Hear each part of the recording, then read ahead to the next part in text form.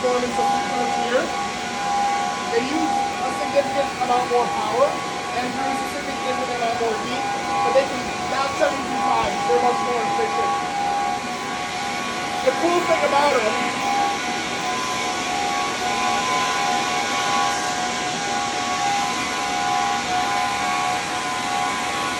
most hardware in here is they have top 12 components, so the component fails without anyone knowing. You can pull a fan. This is an 80-watt fan with 2 impellers. You put it back in, it'll spin right back up.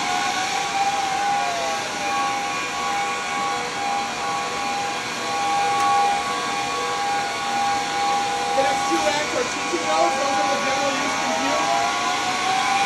You come all the way down here. It's kind of essentially what runs most of the general workflows. Like if you got a smaller job or anything like that, or you just don't really mind taking a little bit longer, you'll run it here. The PTXs are really for the bigger workflows, the longer running ones, that type of thing. Anything that needs a lot of that. So this way, it is quite a bit quieter on this side. So we're going to go into the hot aisle next. In here is going to be the majority of the networking infrastructure for the high performance compute side of things, and all of the power infrastructure.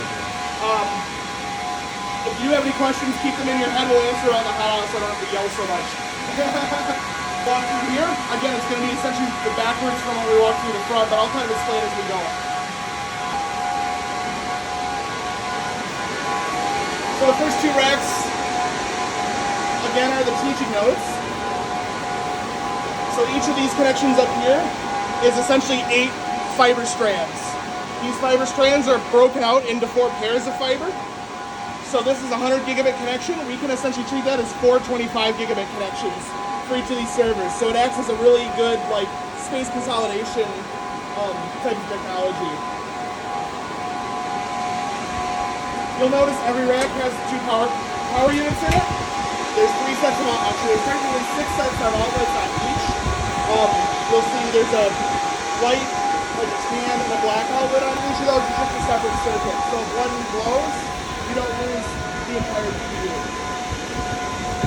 These are the H100s, the ones that are making a lot of noise. Makes you look very dramatic.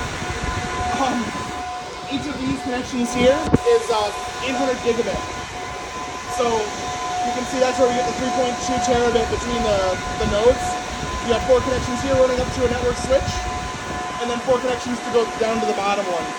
So that's a connection between these units, and then there's 200 gigabit to the rest of the network. So that's actually where it accesses storage and network resources and stuff. These 800 gig connections are purely there for the communication between the boxes.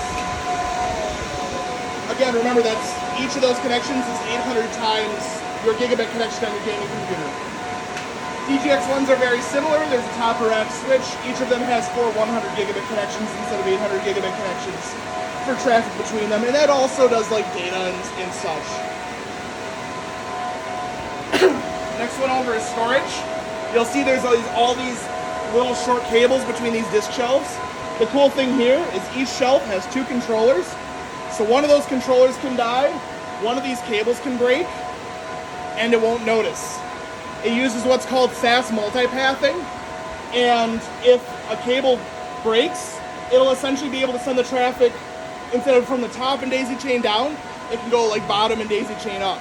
So there's multiple paths on each box, and it dynamically decides what the most optimal path is for that.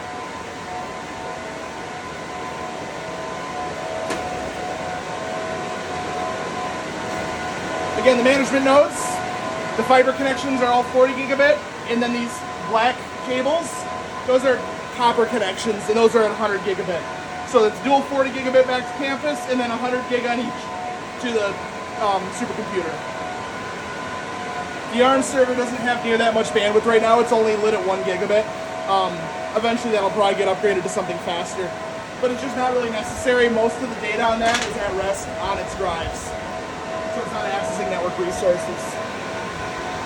This is always a fun demo. So we've got a rack of 13 working servers. That's a lot of hours. Yeah. This is what powers each of those servers. So So I just pulled the power supply out of this box here. It's still on and running. Each of these servers down here has a pair of 1400 watt power supplies that are, the size of your forearm at most. Think about your gaming power supplies or your desktop power supplies that are bigger than this and like 300 to 800 watts. So this is significantly more efficient, significantly more power in a smaller package. Part of the reason that they do that, or are able to do that, is because of the cooling. So you'll have a CPU cooler on your workstation at home. Your power supply will have a fan, right? Most components in servers are passively cooled. And then there's a whole array of fans in each server. So it's able to pull tons and tons and tons of air from the front to the back of the server. All that air goes across various heat sinks, and that's actually what cools the boxes, rather than every component having to have a dedicated active cooling solution. The next one over is pretty boring. It's just fans. Kind of the same thing over there. Able to pull the fans out. It'll throw a fit and spin the other fans up, so that these will stay cool even if there's a fan failure. And then you can just hot swap that right back in. And then it comes right back down.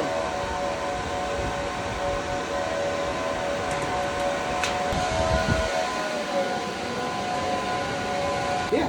How much storage does Rosie have in total? So both storage, there's about 300 terabytes after all of the redundancies built in. Do you remember how much NVMe each of those boxes has? It's not a ton, but it's not insignificant. I don't remember for the data. Okay. And then all of the nodes themselves have local storage too. Yeah. So they'll have 300 gigs, between probably a couple hundred gigs, and I think it's 5 terabyte RAIDs on the H100. Just the scratch space, right? Yeah. Yeah, so pretty substantial. There's hundreds of, really, once you count all the nodes, there's hundreds of terabytes of flash storage. Or probably about 100 terabytes of flash storage. And then, yeah, about 300 terabytes effective. How much did it cost in total? A lot. Those numbers are really hard to pinpoint because it was built as part of the building. Millions? There's millions of dollars worth of equipment in this data center. I can say that confidently. Has it ever been maxed out? It's a better question for him.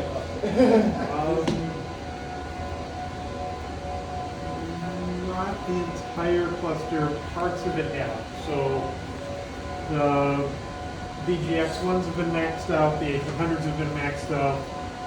We've never maxed out all of the teaching nodes and all of the VGXs at the same time. Well, before it was built, it was tested, correct, to do that.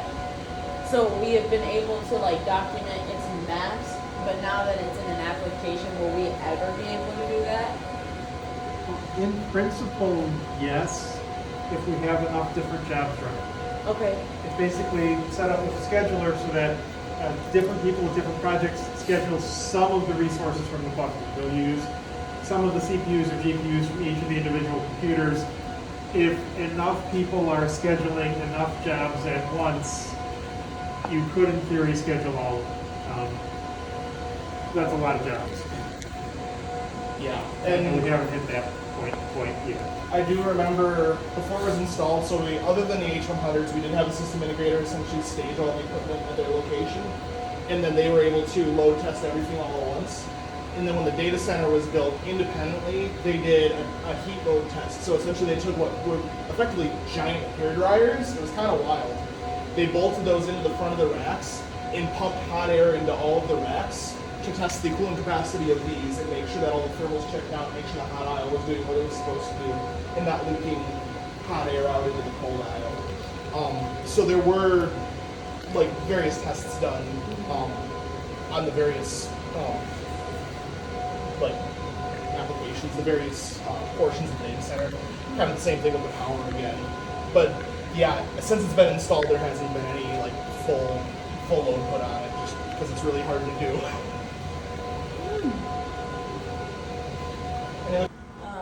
But or max it out. See how many jobs can you do. Well, you want to max out with an actual project,